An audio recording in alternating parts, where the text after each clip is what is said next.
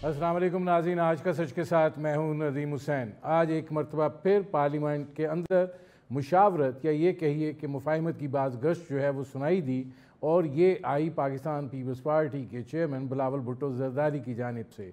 उन्होंने आज floor of the house पे ये बात कही कि फ़ैसले जो हैं वो मुशावरत से होने चाहिए, इसलिए कि जो फ़ैसले मुशावरत से होंगे उसमें चाहे हम हों चाहे अपोजिशन हो, तो फिर जब इनपुट आएगी तो वो ज़्यादा देर पा और ज़्यादा मौसर जो है वो साबित हो सकते हैं। उनका इशारा इस जानिब भी था कि अगर मईशत को हमने इस्तेकाम देना है, किसी को ये गर्ज नहीं है कि कौन जेल जा रहा है कौन जेल आ रहा है, उसको रोटी कपड़े और मकान की फ़िक्र है, तो कम अज़ कम मुशावरत के नतीजे में एक ऐसा मुआशी प्लान जो है वही तरतीब दे दिया जाए कि अगले 10, 15, 20 बरसों में जो भी हुकूमतें आएँ वो कम अज़ कम उस प्लान को लेकर चलें और एक तसलसल जो है वो रवा रखा जा सके, जिसके नतीजे में हमारे यहाँ जो मुआशी अदम इस्तेकाम है उसकी सूरत हाल को जो है वो तब्दील किया जा सके। इस हवाले से जो अज़्म इस्तेकाम पाकिस्तान है उसमें भी बिलावल भुट्टो ज़रदारी साहब का ये शिकवा था कि मुशावरती अमल जो है वो होना चाहिए और इस जानिब जो है आगे बढ़ना चाहिए। लेकिन वो उन्होंने एक दो इशारे भी किए। उन्होंने कहा कि चार्टर ऑफ इकॉनमी जो है वो किसी की डिक्टेशन पर नहीं होगा, और उन्होंने ये भी कहा कि जिस तरह SIFC को नैब से आज़ाद किया गया है, इसी तरीके से जो भी बिज़नेस कम्युनिटी है या बाकी लोग हैं उनको नैब के शिकंजे से जो है वो निकाला जाए। और उन्होंने आज ये बात कही और कि ये हमारे सियासी एक इत्तफ़ाक़ राय था तकरीबन कि नैब जो है वो और मईशत जो है वो साथ साथ नहीं चल सकते। नैब को ख़त्म करना था, अगर इसमें कोई रुकावट है तो जाहिर है कि तब्दीली की गुंजाइश जो है वो अपनी जगह के ऊपर मौजूद है। और उन्होंने अपोजिशन बेंचों की जानिब भी देख कर कहा कि आज आपको भी एहसास हो रहा होगा कि नैब जो है इसको ख़त्म होना चाहिए, और शायद अब आप इस इक़दाम को जो है वो सपोर्ट करें। बुनियादी तौर पर जो इस वक्त सियासी मंजरनामा है उसके अंदर जिस तरह की सूरत हाल है उसमें ना तो ये दिखाई देता है कि हुकूमत और अपोजिशन के दरमियान जो है वो कोई मुज़ाकराती अमल जो है वो आगे बढ़ सकता है, क्योंकि अपोजिशन हुकूमत को तस्लीम करने के लिए तैयार नहीं है। अगर पार्लिमान के अंदर आप बैठे हैं तो फिर पार्लिमानी एक्टिविटी को जारी रखना चाहिए। आपके जो इख्तलाफात हैं, आपका जो इशू है उसके ऊपर आप एहतजाज भी करें, अपने मौक़िफ़ को भी लेकर चलें, और जो भी उस हवाले से आपने बयानिया तरतीब देना है वो आप ज़रूर तरतीब दें और उसको उजागर भी करें। लेकिन देखने की बात यह है कि अगर पार्लिमान चल रही है तो फिर पार्लिमान को मौसर तरीके से जो है वो चलना चाहिए। क्या ये मुमकिन हो सकता है और मौजूदा सियासी सूरत हाल में ऐसा माहौल जो है वो पैदा हो सकता है? ये बुनियादी तौर पर एक अहम सवाल है। इस पर करेंगे बात। हमारे साथ मौजूद हैं निहाल हाशमी साहब, मुस्लिम लीग नवाज़ के रहनुमा हैं। हमारे साथ मौजूद हैं कादर मंदोखेल साहब, पाकिस्तान पीपल्स पार्टी के रहनुमा हैं, और हमारे साथ मौजूद हैं सेनेटर हुमायूं अहमद साहब, सुन्नी इत्तेहाद कौंसिल के रहनुमा हैं। निहाल हाशमी साहब, ये फरमाइएगा कि इस वक्त हुकूमत है, यकीनन हुकूमत जो है वो इंतज़ामी मामलात को तो लेकर चलती है, लेकिन अपोजिशन जो होती है उसका एक सियासी बयानिया होता है। उस सियासी बयानिए के तोड़ के हवाले से भी बात जो है वो करती है। लेकिन दिखाई ये देता है कि शहबाज शरीफ साहब ने ख़ुद को सिर्फ़ इंतज़ामी मामलात तक महदूद कर लिया है, और मियाँ नवाज़ शरीफ साहब जो हैं वो वैसे ही खामोश हैं। और दिखाई ये देता है कि मुस्लिम लीग नवाज़ जो है वो सियासी तौर पर उस तरह मुतहरक या उसके पास बयानिए की कमी हो गई है। बिस्मिल्लाहिर्रहमानिर्रहीम। ना हम बयानिया की कमी है ना हम गैर मुतहरिक हैं। आप अगर देखें तो हम मुतहरिक हैं। जब हुकूमत अलग चीज़ होती है, अपोजिशन अलग चीज़ होती है। जो अपोजिशन वाले होते हैं आमतौर पे वो वेले होते हैं, उनके पास और कोई काम नहीं होता माँ सिवाय हुकूमत को क्रिटिसाइज करना, नए नए इश्यूज को क्रिएट करना, नए नए नाकाम बयानियाज को बनाना। मगर हुकूमत के पास बहुत जिम्मेदारी होती है। मुल्क के लॉ एंड ऑर्डर को देखना होता है, मुल्क की मईशत को देखना होता है, मुल्क की सोशल स्ट्रक्चर को देखना होता है, मुल्क की नई तामीरात को देखना होता है, इंफ्रास्ट्रक्चर डेवलपमेंट को देखना होता है, अंदरून मुल्क देखना होता है, बैरून मुल्क देखना होता है, आइन की पासदारी देखनी होती है, पार्लियामेंट को स्ट्रॉन्ग देखना होता है। और हमारी पार्टी इन कामों में माशाल्लाह मसरूफ़ अमल है। अब इलेक्शन बहुत दूर है, तो हम पॉलिटिकल काम से ज़्यादा तरक्याती काम कर रहे हैं। हम पॉलिटिकल काम से ज़्यादा ये भी पॉलिटिकल काम ही है कि हम हेल्थ सेक्टर को देख रहे हैं, एजुकेशन सेक्टर को देख रहे हैं। गुज़श्ता 4 साल जो पीटीआई की हुकूमत थी, उन्होंने जिन जिन को नज़रअंदाज किया, जिन जिन शोबों को, उनको हम ठीक कर रहे हैं। फिर मुल्क में लॉ एंड ऑर्डर की एक सिचुएशन है, उसको हम हैंडल कर रहे हैं। मईशत को बेहतर करने के लिए अंदरून मुल्क और बैरून मुल्क से सरमाया इकट्ठा कर रहे हैं, नए हम प्रोजेक्ट को लॉन्च कर रहे हैं। तो ये बहुत सारी काम है जो हम कर रहे हैं। नहीं, इसमें एक सवाल है निहाल हाशमी साहब कि बुनियादी चीज़ ये है कि जिस तरीके से ऐन मौके पर आकर पीपल्स पार्टी जो है उसके साथ मुज़ाकराती अमल शुरू किया गया। बिलावल भुट्टो साहब ने फ्लोर ऑफ द हाउस पे कहा है कि मुशावरत नहीं की गई, हमारी मुशावरत कर लेते, हमारी इनपुट ले लेते। पीएसडीपी का मामला है, आपने तरक्याती मामलात की बात की है, उसके अंदर उन्होंने शिकवा जो है वो किया है। तो जब आप सियासी एक हारमनी हुकूमती जो ढांचा है उसमें नहीं होगी तो फिर डिलीवरी कैसे बेहतर हो सकेगी? देखिए, हुकूमती ढांचा नहीं है मुशावरत। हुकूमती ढांचे में सिर्फ नून लीग है और एमक्यूएम है। इसमें अभी तक आप क्या कह सकता हूं मैं कि पीपल्स पार्टी इसमें शमूलियत अख्तियार नहीं की है। पीपल्स पार्टी का और हमारा जो इत्तेहाद है वो पार्लियामेंट्री फॉर्म ऑफ गवर्नमेंट को बेहतर करने के लिए, गवर्नमेंट को फॉर्मेशन करने के लिए, मुख्तलिफ जो आईनी ओहदे हैं उसके ऊपर हमारा इनके साथ मुफाहमत है। हुकूमत में नहीं है, कोई गवर्नमेंट की डिसीजन पॉलिसी में नहीं है, कोई कैबिनेट के मेंबर्स नहीं है। तो इससे यकीनन फर्क पड़ा है। मगर मैं समझता हूं कि ये अच्छा मौका है, अगर पीपल्स पार्टी समझती है कि वो अपना इनपुट डालना चाहती है, सिर्फ पीएसडीपी पे क्यों, हर चीज पे डाले, मगर वो अगर हुकूमत में शामिल होगी तो फिर ज्यादा बेहतर होगा। मैं आता हूँ निहाल हाशमी साहब। अब हमारी इसमें कादर मंदो खेल साहब वो कह रहे हैं कि जी आप इनपुट डालनी है तो हुकूमत में आ जाए ना। मतलब इस वक्त तो सारा मलबा और सारा वज़न जो है वो मुस्लिम लीग नवाज़ के कंधों पर है और वही ज़िम्मेदार है, और आप आईनी ओहदे लेकर बैठ गए हैं। तो आप अपना हिस्सा तो डालें ना, फिर आप मुशावरत होती हुई भी अच्छी लगती है। नदीम हुसैन साहब, अगर बिलावल भुट्टो साहब ने कराची में स्पीच की थी, आसफा भुट्टो जरदारी साहिबा ने स्पीच की, हमारे सारे सीनियर लोगों ने स्पीच की थी, मुख्तलिफ मीडिया फोरम पे आए कि हमसे मशावरत नहीं की गई है। आप मुझे बता दो, अगर आप हमें अपना इत्यादी समझ रहे हो या सपोर्टर समझ रहे हो तो बजट से पहले हमसे मशावरत तो कर लेते। लेकिन हम गिला नहीं कर रहे हैं। वो गिला इस वजह से नहीं कर रहे हैं कि आज वज़ीर-ए-आज़म ने अपने बेबसी जो है ना वो असम्बली के सामने पेश कर दिए। उसने बोला ये बजट हमने IMF के साथ मिल के बनाया। उससे आगे फिर क्या बात रह जाती है? मुझे एक बात बताएं, ये जो निहाल हाशमी साहब बात फरमा रहे हैं, ये तो कट मोशन कहते हैं असम्बली के अंदर। कट मोशन तो अपोजिशन वाले भी डाल सकते हैं, आज़ाद उम्मीदवार भी डाल सकते हैं। तो हमारी भी हैसियत वही है, कट मोशन हम डालेंगे। अब वो मानते हैं नहीं मानते हैं इनके ऊपर है। लेकिन एक चीज़ हो गई, 2-3 बेनज़ीर इनकम सपोर्ट के हवाले से जो फंड था उसमें बढ़ा दिया है, वो एक खुशाइन बात है। स्टेशनरी के ऊपर जो टैक्स है उसको वापस लिया गया है, वो एक खुशाइन बात है। और बाकी जो सिंध में जहाँ सैलाब ज़दगान के लिए फ़ंड का पिछले 16 महीने की हुकूमत भी शहबाज शरीफ साहब ने वादा किया है जो पूरा नहीं किया कर सके। अब देखते हैं इस बजट में वो क्या करते हैं। उसके अलावा K4 मनसूबे के लिए पानी की जो पैसे देने थे वो पहले पिछली हुकूमत में सिर्फ 17 अरब रुपए दिए, जो कि वफाकी हुकूमत के ऊपर टोटल जो उनका हिस्सा है वो रहता है। सिंध हुकूमत अपने हिस्से का पैसे अदा कर चुका है। K5 मनसूबा जो आप मेरे और शहबाज शरीफ साहब का हल्का है बल्दिया टाउन, वहाँ K5 मनसूबा बन चुका था पिछली हुकूमत में। खुर्शीद शाह साहब वज़ीर थे और बजट डॉक्यूमेंट्स में उन्होंने फंड एलोकेट करना था, जो कि 1 रुपये नहीं दिए। शहबाज शरीफ साहब ने कहा हमारे पास पैसे नहीं है। अल्हम्दुलिल्लाह मैं शुक्रगुजार हूँ अपने चेयरमैन बिलावल भुट्टो साहब का, जो सिंध हुकूमत ने अपनी बजट से 12 अरब 72 करोड़ का फंड उसके लिए मुख्तस कर दिए है।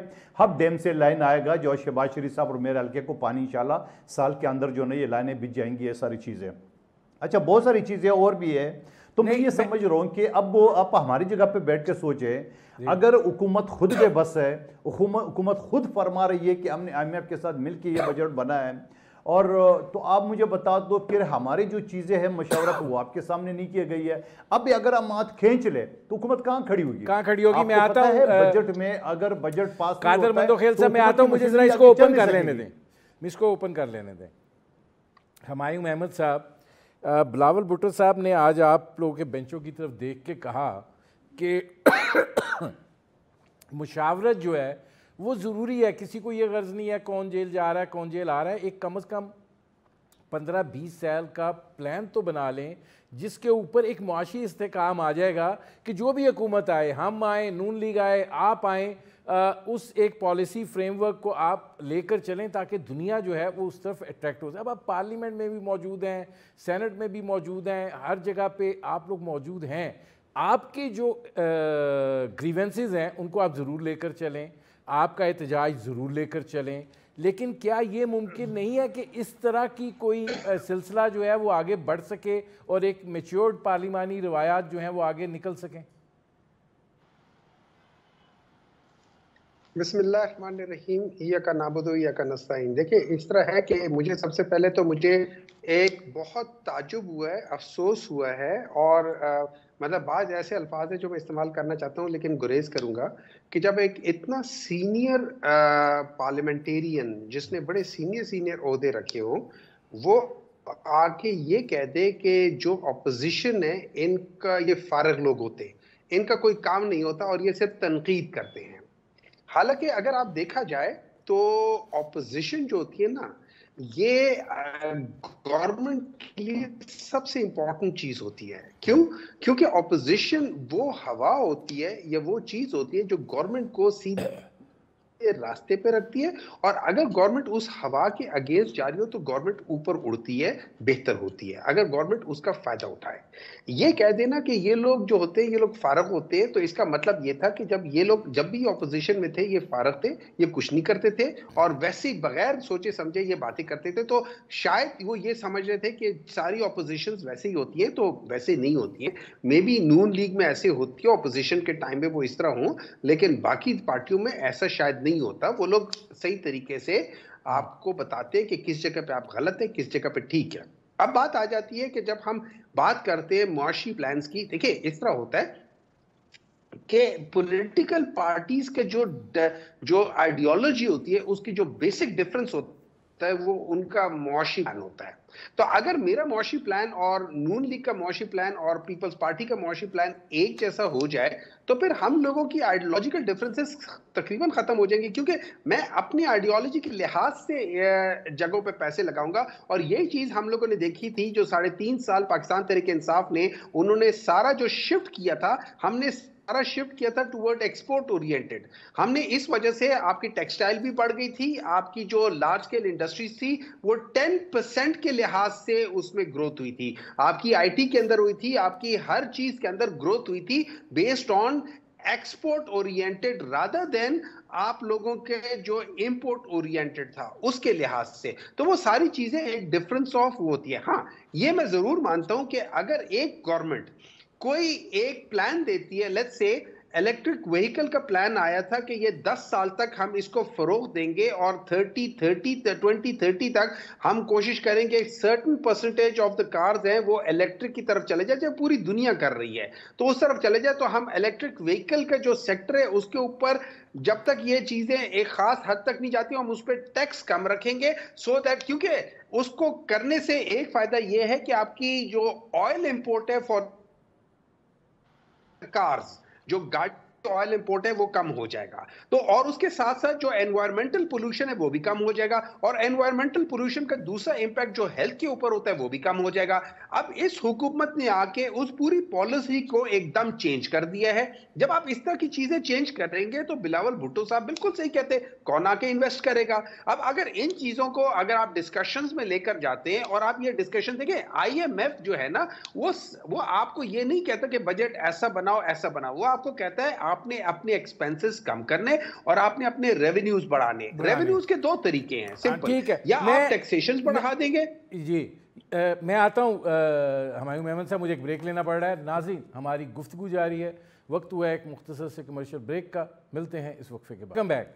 अब इसमें निहाल हाशमी साहब ये फरमाएगा कि ज़ाहिर है कि इस बारे में तो दो राय नहीं है कि जो ये बजट इस वक्त बन रहा है और इससे पहले भी जो बजट था वो बुनियादी तौर पर IMF की ज़ेर निगरानी जो है बन रहा है, और ज़ाहिर है उनकी शराइत जो हैं वो अपनी जगह के ऊपर मौजूद हैं, और जब भी IMF किसी जगह पे इंडल्ज होता है तो वो बुनियादी तौर पे एंटी ग्रोथ हो जाता है और एक जमूद की कैफियत जो है वो तारी हो जाती है, जिसको स्टेबिलिटी का नाम दिया जाता है। अब ऐसी सूरत हाल में आप नहीं समझते कि आइडियाज़ जो हैं वो कहीं से भी आ सकते हैं, लेकिन या हुकूमत इस पोजीशन में नहीं है कि वो IMF से उस तरीके से नेगोशिएट कर ले जिसको हम कहते हैं पॉइंट ऑफ स्ट्रेंथ से, जिसकी वजह से ये सब कुछ ही मानना पड़ रहा है? देखिए, अभी मैं आपकी इसका जवाब देता हूँ, मगर अभी जो मेमन साहब ने कहा, मैं उन पर एक बात की जवाब देना चाहता हूँ। उन्होंने कहा हर पार्टी का अपना माशी एजेंडा होता है। 1992 में हिंदुस्तान में रिजर्व सिर्फ 200 मिलियन रह गया था, $200 मिलियन। उस वक्त मनमोहन सिंह ने, उससे पहले आपको याद होगा कि उन्होंने मियां मोहम्मद नवाज उस वक्त के जो वजीर आजम है उनसे भी आके एडवाइस दी थी कि आपकी इकॉनमी इतनी अच्छी कैसी है और हमारी इतनी पीछे कैसे। तो उन्होंने एक काम किया था इंडियन तमाम पॉलिटिकल पार्टीज ने और पार्लियामेंट में बैठ के पार्लियामेंटेरियंस ने, उन्होंने कहा था what is your national agenda. तो एक नुक्ते पे वो पहुंचे थे, कॉमन मिनिमम नेशनल एजेंडा। ये मईशत का था कि इंडिया के लिए क्या मईशत का एजेंडा है। मुस्लिम लीग का मईशत का एजेंडा और मंशूर और मैनिफेस्टो अलग होगा, पीपल्स पार्टी का अलग होगा, PTI का अलग होगा, मगर पाकिस्तान का जो एक नेशनल एजेंडा होना चाहिए मईशत के ऊपर, उस पर बैठ के बात करने की ज़रूरत है। और जो बिलावल साहब ने आज बात की और जिस बात का इयादा किया था मोहम्मद शहबाज शरीफ साहब ने कि आए आके मिसाक जमहूरियत करें, वो मिसाक जमहूरियत अपनी पार्टी के लिए, अपनी ज़ात के लिए नहीं है, वो मिसाक जमहूरियत पाकिस्तान के लिए, जिसमें PTI के भी लोग रहते हैं, पीपल्स पार्टी के भी रहते हैं और हमारे भी लोग रहते हैं, और आने वाली नस्लों के लिए भी है। तो मैं ये समझता हूँ कि जो कॉमन एजेंडा है मुल्क का, उसको प्रिवेल करना चाहिए। अब जो आपने बात की कि हमने IMF के हवाले से और हमें क्या, तो यकीनन हमारे बहुत बुरे हालात में 4 साल सबसे ज़्यादा हमने लोन लिया पाकिस्तान की गवर्नमेंट ने उस वक्त की 2018 ऑनवर्ड, और उसका असरात ये हुआ कि सर्विस सेक्टर में 8 से 9 अरब डॉलर उन्होंने अपने क्रॉनिस को, अपने दोस्तों को, अपने डोनर्स को, अपने फाइनेंसर को दे दिया, जिसके वजह से प्रोडक्टिविटी कम हो गई। हमारी जो प्रोडक्शन था वो नीचे आ गया, और ये हमारी जो GDP थी वो भी नीचे आ गया। तो मैं ये समझता हूँ कि IMF फिर शेयर होता गया है, और IMF को अगर आप कमज़ोर करना चाहते हैं तो मुल्क की एकजहती के खातिर, मुल्क की तरक्की के खातिर हम सबको बैठ के कॉमन मिनिमम नेशनल एजेंडा बनाना होगा। तभी हम IMF के चंगुल से निकलेंगे, तभी हम महंगाई के चंगुल से निकलेंगे, और तभी हम जो है इस तरह की सूरत हाल से निकलेंगे। इसमें हुमायूं मोहम्मद साहब, क्या देखें जो भी हुआ 2018 के इंतखाबात में क्या हुआ, अब के इंतखाबात में क्या हुआ, वो आप लोग एक सियासी मामला है। पार्लियामेंट उस वक्त भी बन गई थी, आप लोगों ने नहीं तस्लीम किया कि दीगर सियासी क़ुव्वतें भी हैं, आप लोगों ने सिवाय अपने बाकी सब को डिक्लेयर कर दिया कि वो चोर जो भी हैं। अब इस वक्त आप ये नहीं समझते कि देखिए बेसिक्स एक हैं, एक नेशनल इकोनॉमिक एजेंडा तो बन सकता है ना, वहाँ मुश्किल में है, आप ज़रूर अपनी लड़ाई लड़ें, बड़े क़ुव्वत से लड़ें, ताकत से लड़ें, लेकिन एक मिनिमम लेवल पे एक नेशनल इकोनॉमिक एजेंडा तो तय पा जाए ताकि अवाम को तो कुछ रिलीफ मिल सके। देखिए जी, मैं आपको एक बात बताता हूँ, नेशनल जो इकोनॉमिक एजेंडा होता है ना, ये उन वो पॉलिसीज होती हैं जो एक गवर्नमेंट ने लॉन्ग टर्म ली होती है। फॉर एग्जाम्पल, जब मियां नवाज शरीफ साहब ने मेरे ख्याल में 6 लेन्स टोटल 12 लेन्स की मोटरवे को मंजूर किया था, तो बेनजीर साहब ने आके उसको हाफ कर दिया था। ये वो नेशनल एजेंडा था जिसको बेनजीर साहब ने जब चेंज किया था, तो हमें ना सिर्फ उसका ये हुआ कि वो कम भी हो गया, बल्कि हमें उसके एक्स्ट्रा पैसे भी देने पड़े। ये वो एजेंडाज होते हैं जिसको आप चेंज नहीं करते हो। इसमें पाकिस्तान तरीके साहब ने कोई ऐसा नेशनल एजेंडा नहीं चेंज किया कि जो पुराने जो पॉलिसीज थी, जो लॉन्ग टर्म पॉलिसी थी, उसको चेंज किया। उल्टा उसको हम लोगों ने सपोर्ट किया और उसको आगे लेकर चले, उसको बड़े भी किए। ठीक है, हमने उसको सप्लीमेंट किया, हमने उसको नेगेटिव में नहीं लेकर गए। तो वो अपनी जगह बात सही है कि एक नेशनल एजेंडा होना चाहिए। लेकिन मैं थोड़ा सा टच करूंगा, जो निहाल हाशमी साहब ने एक मिसाल दी थी कि जब 1992 की बात थी। देखिए 1980 में पाकिस्तान जो था ना, पाकिस्तान चाइना से, पाकिस्तान इंडिया से, बांग्लादेश से, श्रीलंका से, मलेशिया से, सिंगापुर से सबसे मालदार था। इनकी जो पॉलिसीज थी वो ये बाकी सारे ममालिक ले रहे थे। मुझे एक बात बताए, 1980s के बाद से लेके और 19 और 2022 तक या 2018 तक ऐसी कौन सी पॉलिटिकल पार्टीज पाकिस्तान में थी जिनकी वजह से पाकिस्तान इन सब से पीछे रह गया? 92 की ये बात कर रहे हैं, जब से मनमोहन साहब ने कहा था कि आप लोगों में ऐसा क्या कमाल है, कि वो क्या था, उन्होंने कहा कि अभी हम आपको कमाल बताते। उन्होंने 1995 में ये पीपल्स पार्टी की गवर्नमेंट ने IPPs का मुआहदा किया, फिर उसके बाद मुशर्रफ के जमाने में दूसरा हुआ, फिर 2015-16 में तीसरा हुआ, और आज पाकिस्तान जो है तकरीबन 3 खरब रुपए हर साल के जो है ना उसके ऊपर सर्कुलर डेट आ जाता है। उसके अलावा ऐसी कंपनीज है जो इन लोगों को सपोर्ट करती है, या डायरेक्टली इनकी हैं या इनडायरेक्टली इनकी हैं, जो कि 1 यूनिट बिजली नहीं बनाती लेकिन 28 अरब रुपए प्रॉफिट ले जाती हैं। फिर उसके बाद उन्होंने कहा सब्र करें, हम आपसे आगे, ये कैसे हो सकता, हम एक और पॉलिसी लेकर आते हैं। पाकिस्तान की स्टील मिल है जो कि प्रॉफिट में जा रही थी 2008 तक, उसको इन्होंने 8 साल के अंदर अंदर बिल्कुल खत्म कर दिया। पाकिस्तान के PIA जो कि जिसने 2 या 3 एयरलाइंस बनाई हैं, उस 2 या 3 एयरलाइंस को हम लोगों ने मिड 90s के बाद हम लोगों ने उसको बिल्कुल तबाह कर दिया। क्यों तबाह कर दिया? मैं सारे अंदर पॉलिटिकल जी हमायूं मोहम्मद साहब, ये जो आपने 2-3 सवाल उठाए इसका मैं जवाब ले लूं। ये कादिर मंदोखेल साहब, ये जो IP वाला इशू है, देखिए ये क्या आप लोग ये तस्लीम करते हैं कि जब मुआहदे किए गए उस वक़्त इस तरह की शराइत को तस्लीम किया गया जो पाकिस्तान के कौमी मुफाद के ख़िलाफ़ थी, और एक पॉलिटिकल जिसे कहते हैं ना कि नारे में सब कुछ जो है वो मुस्तकबिल का गिरवी रखा गया? देखिए नदीम हुसैन साहब, ये तो खामखा इमाम मोहम्मद साहब लड़ाने वाली बात कर रहे हैं। पता वता कुछ नहीं, कैलकुलेशन कुछ नहीं है, बस खामखा एक पॉइंट उठा रहे हैं। आप मुझे एक बात बता दें, साहिवाल कोल प्रोजेक्ट नवाज शरीफ साहब के दौर में बना था। कोयला बाहर से आएगा, कराची आएगा, फिर कराची से होता हुआ पंजाब जाएगा, वहाँ जाके बिजली पैदा होगी। अब आप मुझे बता दो कहाँ से फिजिबल है ये प्रोजेक्ट? मुल्क में कोयला मौजूद है, कोयला बाहर से इंपोर्ट होकर आएगा, पहले कराची आएगा, फिर यहाँ से पंजाब जाके साहिवाल में, वहाँ फिर जाके वो बनेंगे। आप बताओ कितने में पड़ेगा? नंबर 1 बात, इस्लामाबाद एयरपोर्ट बना हुआ है, आप मुझे बताओ बेतुके का बना हुआ है जैसा कोई लंदन एयरपोर्ट है। टोटल 4 फ्लाइटें दिन में इंटरनेशनल नहीं है। आप एयरपोर्ट देखे खरबों रुपए लगे उसके पर, उसकी ज़रूरत है क्या? मैं तो इस्लामाबाद, और आप लोग भी जाते जाते इस्लामाबाद और एयरपोर्ट, मैं तो सोच रहा हूँ ये जो 2-4 फ्लाइट चलती है वो तो बिजली का बिल भी नहीं अदा कर सकती है। Number 2 project. Number 3 project Islamabad airport के लिए जो ग्रीन लाइनें पता नहीं कौन से की है, जो अरबों रुपए का प्रोजेक्ट है। आप मुझे बताओ, जो आदमी एयरपोर्ट जाएगा वो क्या बस में जाएगा, ट्रेन में जाएगा? जो आदमी 40-50 हज़ार रुपए का 1 वे का टिकट खरीद सकता है वो ट्रेन में जाएगा या बस में जाएगा? और बस में जाएगा तो क्या बस जहाज के दरवाजे पे उसको उतारेगा? वो तो 25 मील दूर उतारेगा, वहां से फिर कैसे जाएगा?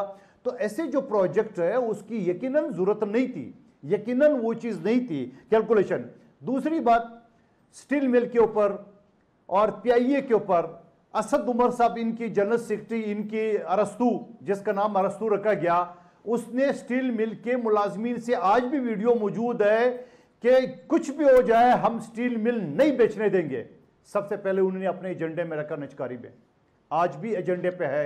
सिंध गवर्नमेंट बार बार कह रही कि यहाँ 13,000 एकड़ से ज्यादा जमीन है, खुदा रहा या इंडस्ट्रियल जोन बना दे, अल्लाह अल्लाह करके। तो बात कहने का यह है कि बड़ा आसान है तनकीद करना। आप मुझे बताओ कि आपने पीपल्स पार्टी और नून लीग ने जो 5,000 अरब कर्ज लिया था, आप लोगों ने पतंगड़ बना दिया, जहां एक से एक प्रोजेक्ट मौजूद है। चलो फिजिबल है नहीं, ये प्रोजेक्ट तो मौजूद है। आपने अपने 3.5 साल के दौर में 26,000 अरब कर्ज लिए। आपने अंडे कट्टे मुर्गियों के अलावा कौन सा विजन, कौन सा प्रोजेक्ट है, एक बता दो। आप जंगला बस के ऊपर आप आस्ते थे, खुद ही जंगला बस पता नहीं कितनी मुश्किल से बना ली है।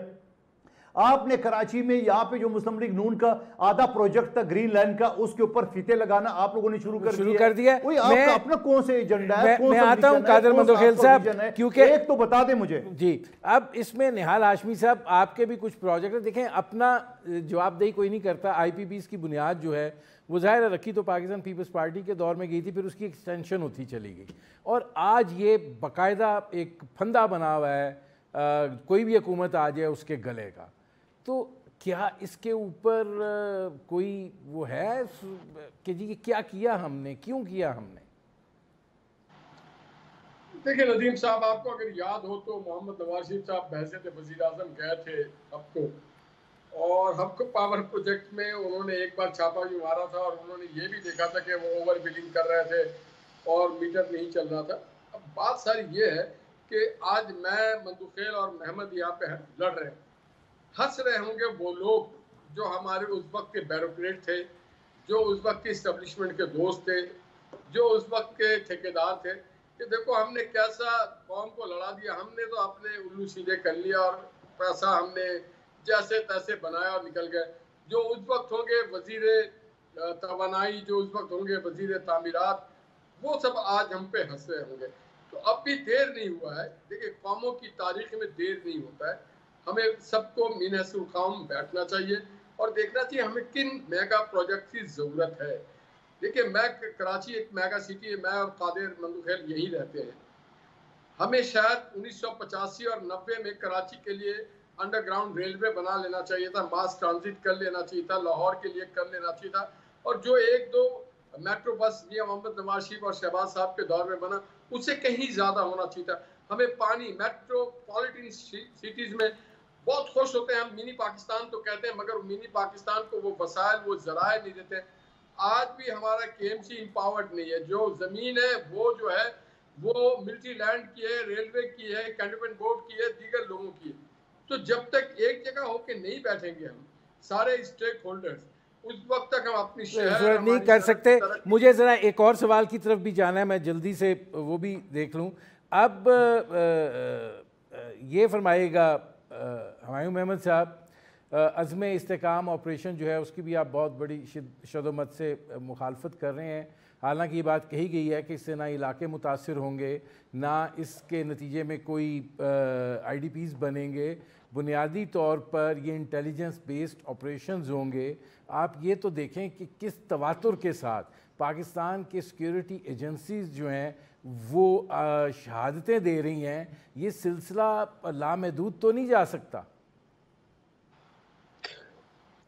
देखिए, इस तरह है कि ये मसला जो है ना, ये काफ़ी सीरियस मसला है, और आप सही कहते हैं कि इसमें बहुत ज़्यादा शहादतें हो रही है, हर एक की हो रही है, पॉलिटिकल भी हो रही है, पॉलिटिकल पार्टीज़ के ऊपर भी हो रही है, पुलिस वालों की भी हो रही है, आर्म फोर्सेस की भी हो रही है, अवाम की भी हो रही है, हर लिहाज से इफेक्ट हो रहा है। और बाज़ जगहों पे तो शाम के मगरिब के बाद ऑलरेडी वहाँ पे कोई चीज़ ऐसे नहीं होती कि जहाँ पे मतलब वहाँ पे ऑलरेडी ये तालिबान या जो भी इस किस्म की फोर्सेज हैं उनका कब्जा है, खासतौर पर DI खान पे।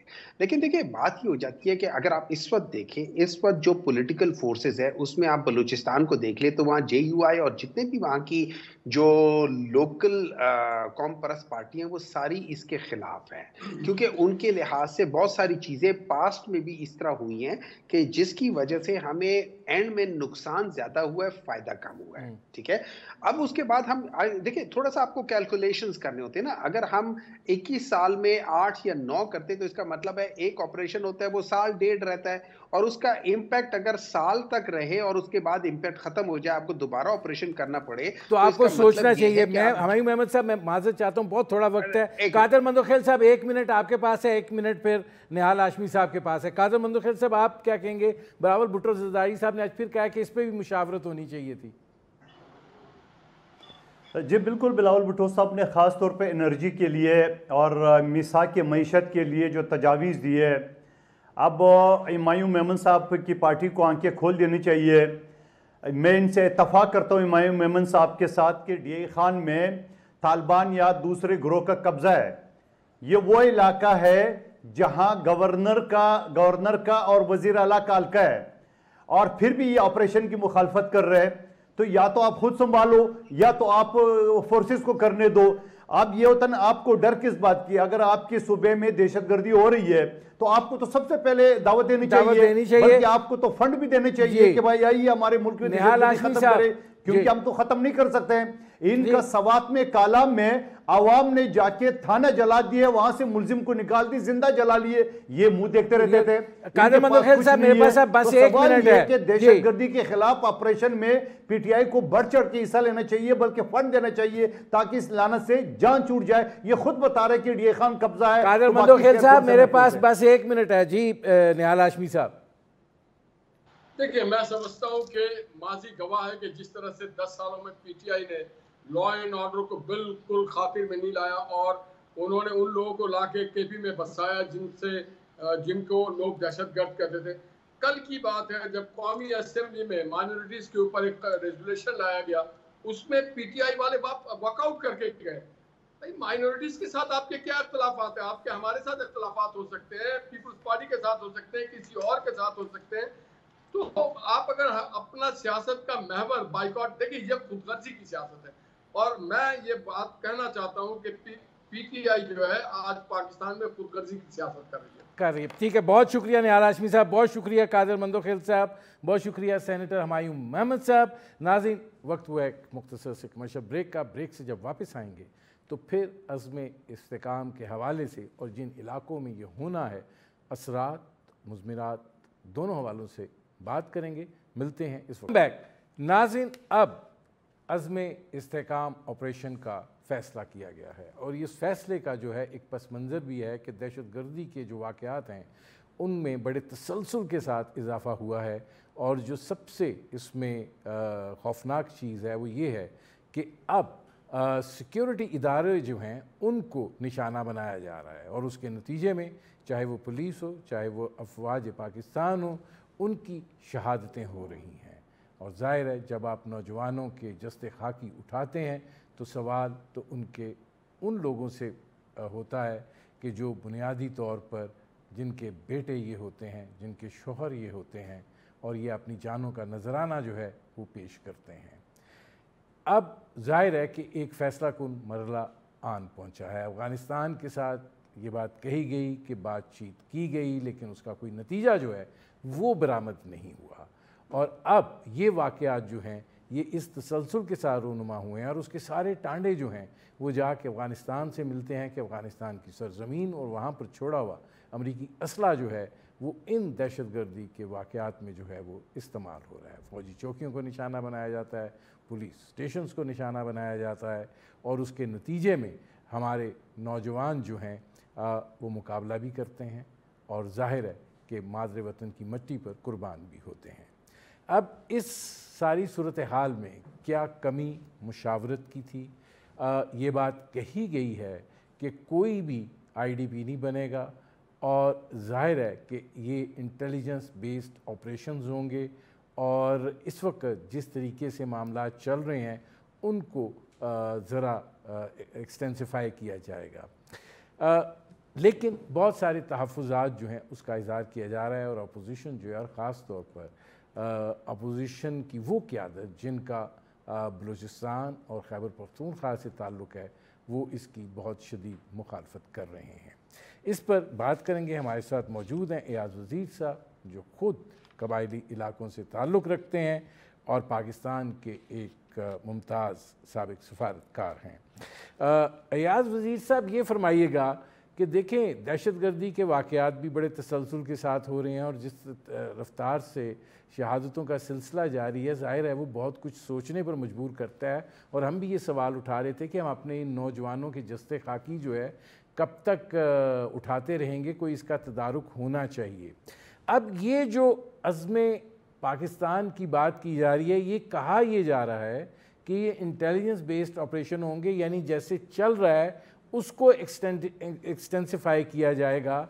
तो ये जो इतनी मुखालफत सामने आ रही है, क्योंकि बुनियादी तौर पर बलूचिस्तान और खैबर पख्तूनख्वा के सूबे जो हैं वहाँ पर ही ज़्यादा फोकस होगा, तो उसकी आपको क्या वजह दिखाई दे रही है? देखिए, आपने अपने बयानिए में आखिर जो जुमला इस्तेमाल किया वो बहुत ही इम्पॉर्टेंट है कि इसका ठीक है, कहा तो ये जा रहा है कि पूरे पाकिस्तान में होगा, लेकिन निशाने पे बलूचिस्तान और खैबर पख्तूनख्वा है और ये दोनों सूबे मिलिट्री ऑपरेशन से बहुत ज़्यादा नुकसान उठा चुके हैं। ख़ासकर खैबर पख्तूनख्वा में फिर कबायली इलाका जात वो तो तबाह बर्बाद, खासकर वजीरिस्तान हो गया।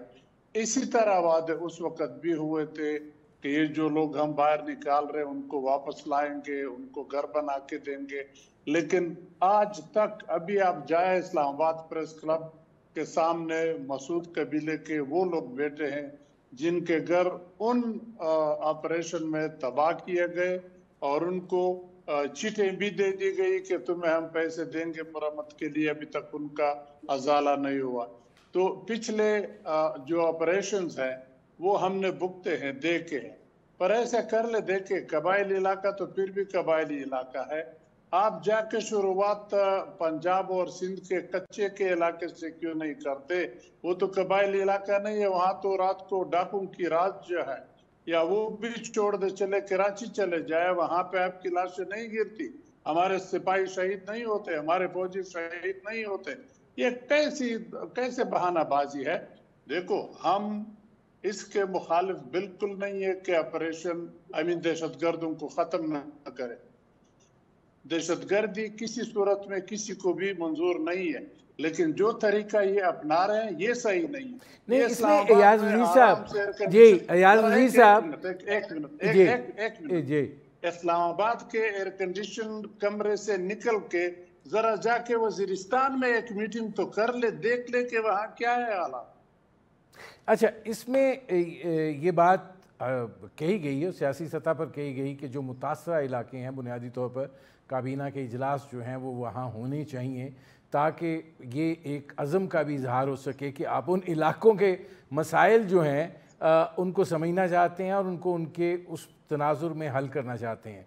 देखिए, इस बारे से भी आप इनकार नहीं करेंगे कि दहशतगर्दी हो रही है, इससे भी इनकार नहीं हो सकता कि अफ़गानिस्तान की सरजमीन मिल रही है, आखिर में जाके मामलात वही मिलते हैं। इससे भी इंडिया भी जिस तरीके से इस सारी सूरत हाल के अंदर मुलव्विस है, तो यहाँ पे स्लीपर सेल्स तो हैं कि जब ये इस तरह की चीज़ें रूनमा होती हैं तो जब अंदर से सहूलतकारी नहीं होगी तो वो नहीं हो सकते। तो ये कार्रवाई तो बनती है कि अगर टारगेटेड ऑपरेशन हो, अगर सिलेक्टेड ऑपरेशन हो, तो कम से कम ये जो नुकसान जो है, जो एक हम समझते हैं कि लाकानूनियत है, उसका तो इलाज हो सके। देखिए, आपने तो वो इलाका जम किया हुआ है, 8 साल तकरीबन हो रहे हैं, तो 8 सालों में आप उसने उस इलाके में क्या किया? पहले तो ऑपरेशन कर लिया, आपने कहा कि वो इलाका हमने साफ कर लिया, बाड़ लगा लिया अफगानिस्तान के बॉर्डर के साथ कि इससे बिल्कुल रुक जाएंगे, और माशाल्लाह आपके लोग कभी भी फौज को नहीं रुके हुए हैं कि आप बॉर्डर तक न जाएं, आप इलाके में दहशतगर्दों का कला कमाना करे, लोग कोई उनके सामने रुकावट नहीं बने। तो पिछले इतने अरसे में जब इनको साफ भी किया इलाके को, तो फिर दोबारा ये लोग किधर, आसमान से आ गए, कहाँ से आ गए? ये सवाल उठते हैं। देखो, सरहदात का दिफा हम सब का फर्ज है, लेकिन ये नहीं, ये असल में अयाज वज़ीर साहब वो चाय की प्याली के नतीजे में आ गए थे। चाय की प्याली मैंने और आपने तो नहीं पिलाई थी, वो जिसने पिलाई थी फिर उससे पूछ ले।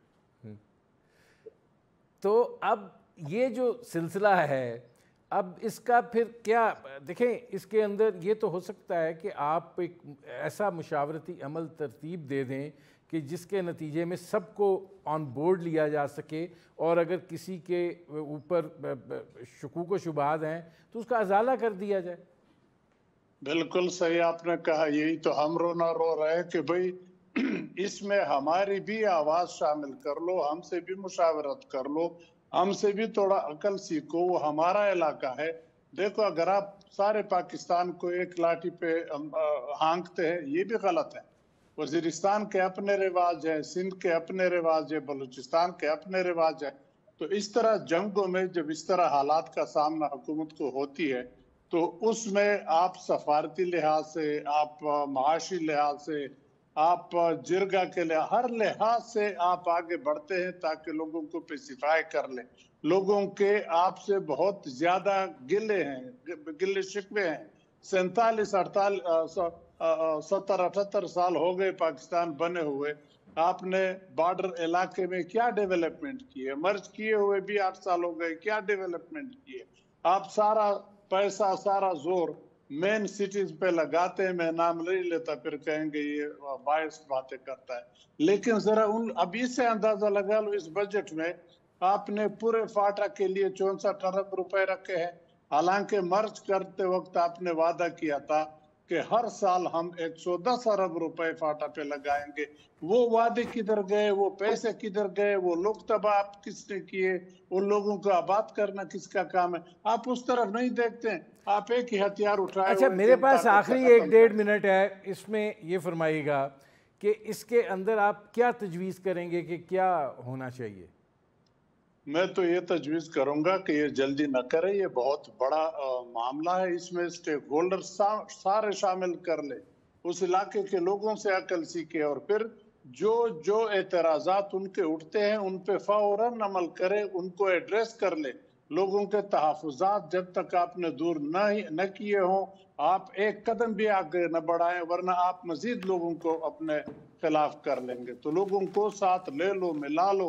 इस पे न जाओ कि एक आदमी आके आपको कहे कि जी लोग फौज के पीछे खड़े। हम खड़े थे एक जमान 65 के जंग में, मैंने खुद इंटे रखते रखते हाथों से मेरा खून बह रहा था, लेकिन मैं इंटे रख रहा था। अब मैं नहीं रखूंगा, क्योंकि हमसे कोई पूछता नहीं है।